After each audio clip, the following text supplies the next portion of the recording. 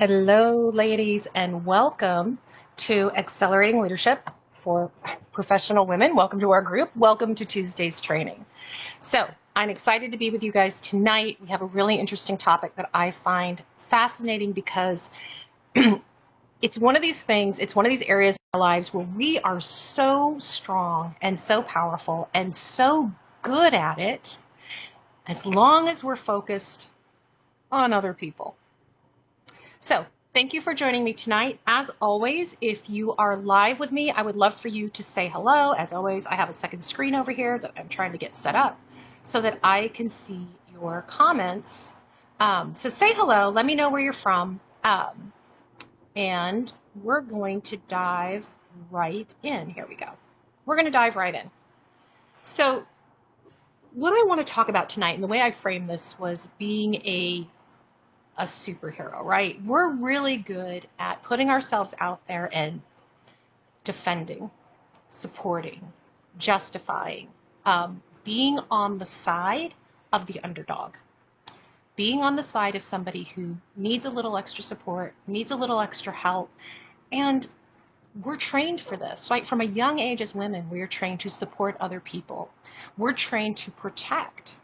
If you're in a role as a mother, as a sister, as a daughter, right? We're in roles where nurturing and caring for our tribe is really important to us. And so we're very good at this idea of supporting what's right, at standing up for what's just, and at making sure that those who are less able to stand up for themselves or just need a little extra support or a little extra push, we're right there with them to get that done.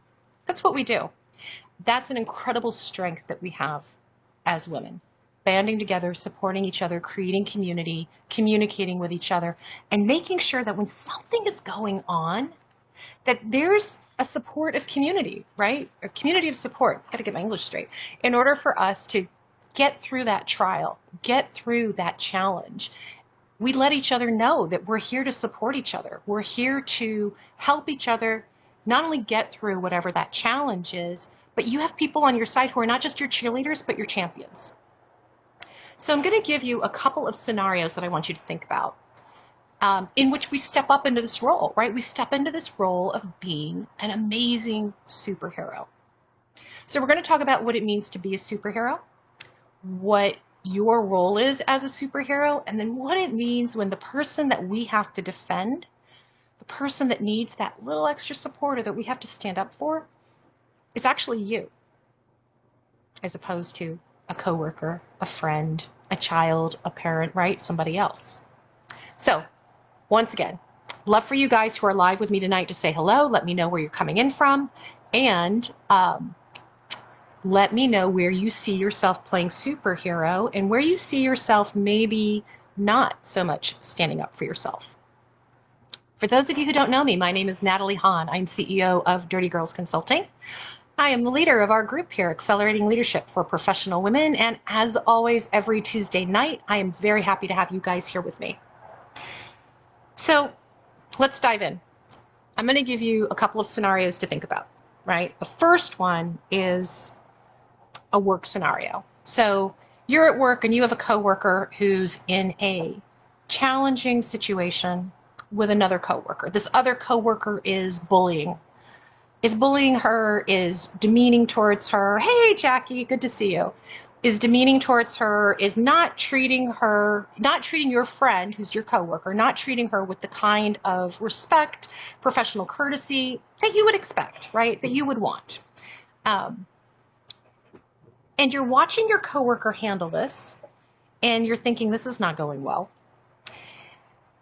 And you're thinking to yourself, I don't know that our boss is necessarily aware of the dynamics that are at play here.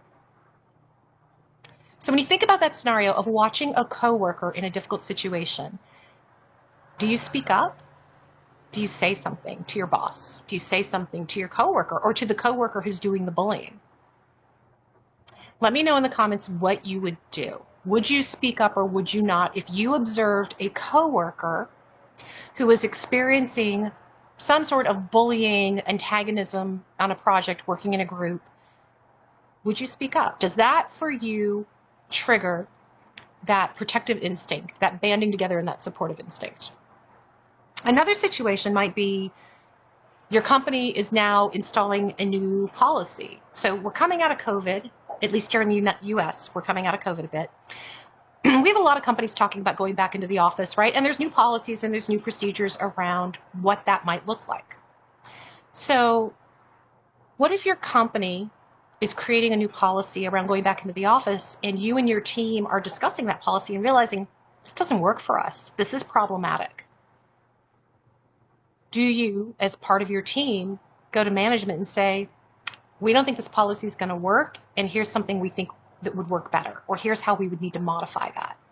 Do you stand up for your team? And do you go talk to management to say, this policy may not have been thought through as thoroughly as you would have liked, and here's some issues we have with it? Are you willing to have that discussion?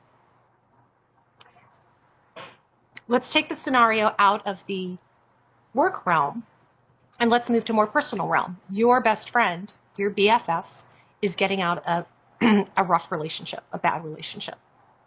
And she's going back to the apartment that she shared with her partner, and she's removing the last of her stuff, and the partner's going to be there, and the partner is very aggressive and antagonistic, and she wants you to go with her.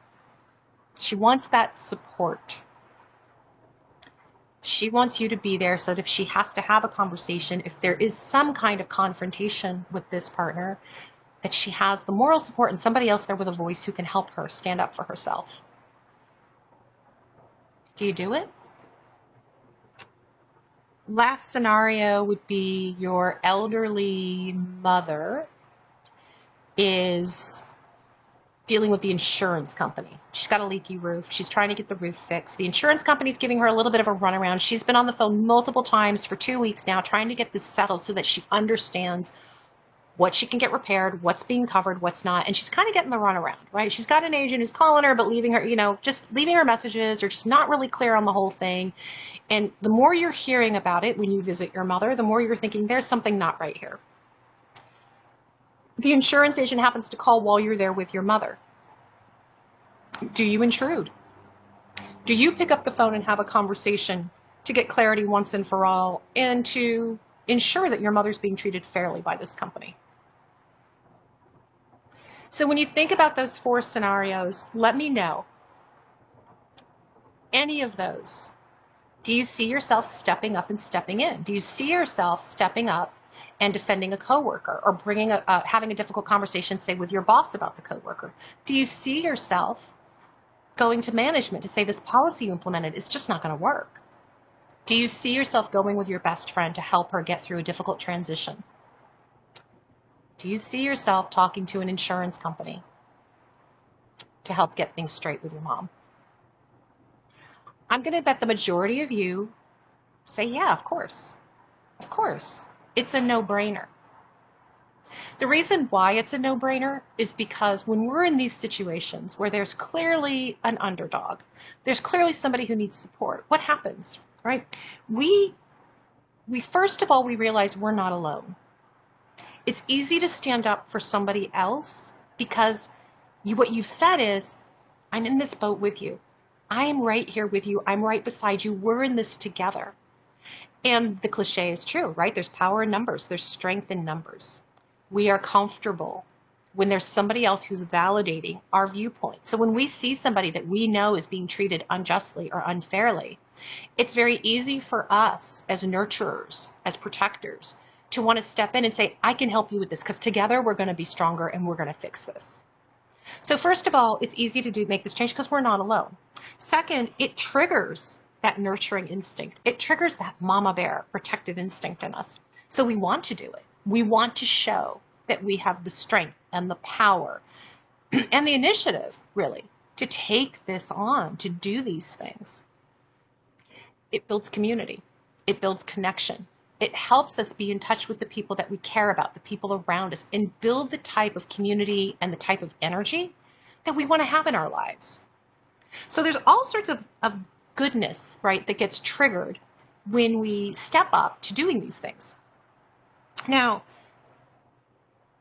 the flip side of this, though, is in each one of those situations, in every one of those. So standing up for a coworker who's getting bullied, standing up to the company for a policy that's unfair to the team, getting out of a bad relationship, dealing with a major large company over an issue. It's giving you the runaround. What happens when instead of it being a coworker, a team, your best friend, or your mother, what happens when it's you?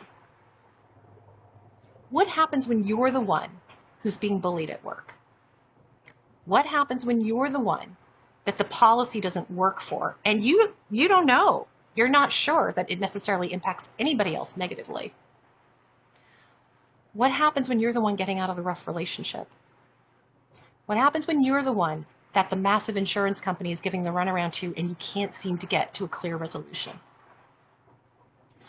Are you as quick to step up and say, this isn't right? Put on your superhero cape, get out there and fight for justice, fight for righteousness. Do you do that as quickly? We really don't. We'd like to think that we do. We want to, right? In our heads, we're all saying, yes, of course I would do this. This is just what's right. This is just what has to happen. But when it comes right down to it, do we take that step? Do you make that move? And why not? Why don't we? When it's us that's on the line, when it's our ego, our sense of security, when it's our livelihood, our safety, when it's our emotions, when it's our money that's on the line moves. It moves to a much more flexible place than when we're defending someone else. And why is that? One of the reasons I think that, especially for the women in this group, right? You guys are ambitious women, you're powerful women, you're already doing all the things. You're already out there killing it every day. Why do we move the line? Number one reason we move the line is because we have this thought in our head. I can handle it. I got it. It's no big deal. The I can handle it thought is kind of a killer. One, it might be true. It's true. There's a lot you can handle. There's a lot you can handle. You are capable, you are knowledgeable, you are experienced, you have intuition, you have common sense. There's a ton you can handle. But we move the line to the absolute edge of not only what we can handle, but what we should handle. Because that's easier than rocking the boat. That's easier than calling attention to ourselves.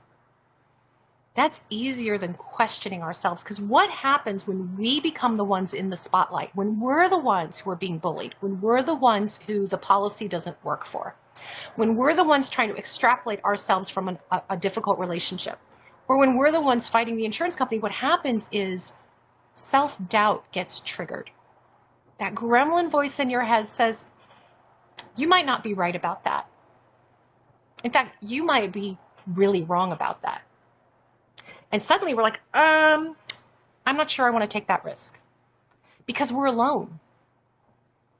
We're alone. It's not a team sport anymore. It's just about us.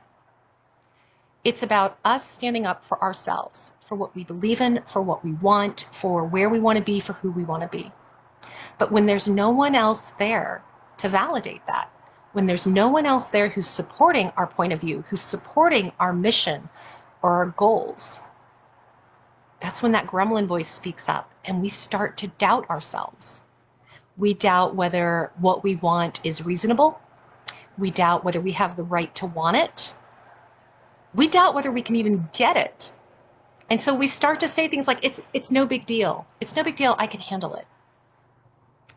Or it's okay. It's okay. Let it go. It's not worth it. It's not worth the fight. It's not worth the struggle. I don't have time for this. We rationalize. We rationalize letting something go that will typically add stress to our lives rather than draw that boundary, rather than have that argument, rather than push through that moment of discomfort. Because in the moment, when that gremlin voice is in your head telling you, you might be wrong, That's just the easier course of action. It's also the more comfortable course of action. It's what we're used to doing. Because the one thing we're really not taught as women and as girls, we're not taught to be confrontational. Our confrontational skills, our skills at being aggressive, our skills at being assertive, they're only excused or justified in scenarios where we are defending other people. Think about that. In every scenario where you have stood up for someone else and their needs, easily rationalized. When you think about the scenarios where you are standing up just for yourself, and when you don't have the team sport behind you, you don't have the team behind you going, that's it, you're right, this is what needs to happen. It's just about you. And those thoughts creep in your head of, you're being selfish, you're being unreasonable, you want too much, you're being too sensitive. And our defense against that is, it's okay, I can handle it. That puts us in this circle, right? We're in this circular structure then where we're never really getting what we want. We're never really getting out of this pattern of accepting less than what we truly want for our lives, less than what we truly want out of our career, less than what we expect from the people around us and the people closest to us. We don't hold our boundaries, so we allow the bad behavior, wherever it's coming from your friends, your coworkers, your family, or a corporation, we allow it to go on. Because that momentary discomfort raises those red flags with your gremlin, and we immediately scurry back to comfort. Now, this is all completely normal and natural, and it's kind of instinctive because we've had years of training for being what? Amenable, for being nice, for going with the flow, for making sure we're reading everybody else so that we can accommodate them. So how do we break this pattern? Assuming we want to break this pattern, in order for us to not just put ourselves out there with our superpowers for the friends, the family, the coworkers, the children, right, and the elderly in our lives, but for ourselves. What do we do so that we start to treat ourselves equally important to everyone else in our sphere? How do we start to believe that? It's a process. There's no quick fix to this because this is years of ingrained patterns, right? And it feels right. We've been doing this for so long, this just feels like the natural and normal course of action. So I want to propose a process for you to start sifting through when you hear the gremlin voice say, you want too much. You're too sensitive. You're asking for too much. Don't be ridiculous. I want you to pause in those moments where you're about to go talk to your boss about a coworker who's being incredibly difficult, where you're about to go to the executive team to say, or the HR team to say, that policy, it's not going to work for me. When you're going to confront your partner and you need to call your best friend and say, I could really use some emotional support right now. Because making that call puts you in a vulnerable place emotionally. And so what happens? We don't make the call. But actually, we need the call. We have BFFs for a reason. We should use that. So that you are angry when you pick up the phone with the insurance company and say, hey, this treatment of this running around thing, it's not fair and it's not right. And I need my roof fixed, by the way. So when you're in those scenarios and you feel that gremlin voice being triggered saying, just let it go, you can handle this, it's not a big deal, I want you to stop for a minute. And I want you to first recognize the moment that you're in. You are in a moment of rationalizing, this is not a big deal. In that moment, it's time to stop and breathe and think, is it really not a big deal? How big a deal is this? I want you to think about that moment and the impact that moment has, not just on your career, not just on your personal life, but what does the impact have on you? What are your personal stakes around this? Because there's always a personal cost when we let something go. There is a personal cost when we decide we don't deserve what we want. So I want you to identify, first of all, I'm in this moment where there's going to be a personal cost for me. How much is it? Is this a toll I'm truly willing to pay? The second part of the process is to start recognizing, where does this come from? Why do I have this pattern of letting it go? Why am I okay with being pushed around, being walked on, with not getting what I want? Why am I okay with believing I don't actually deserve this? If you can get to the root of why this is okay for you, you can start working on changing that mindset. Because it's a mindset. It's a way that we think about ourselves. It's a way that we believe in ourselves that says, here's my limit of what I'm worth, and here's what I'm willing to push and go after. Why do you have that limit? What happened that created that limit? And is it real? It's real as long as you make it so, but can you move it? Are you willing to move it? Once you understand where it comes from, and once you see what it is you're rationalizing and you recognize that moment, you can look at the imbalance, right? You can look at, what am I giving up, and am I willing to pay that toll? Because it is a toll that you're paying.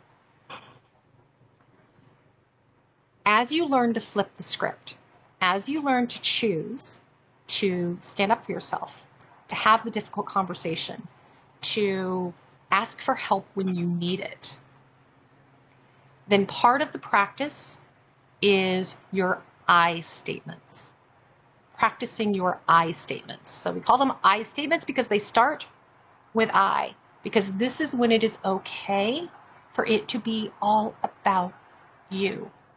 Because that's what we're talking about here. We're talking about when you're in a space where the only thing that matters is what you want, what you need, and how you feel. And that's okay.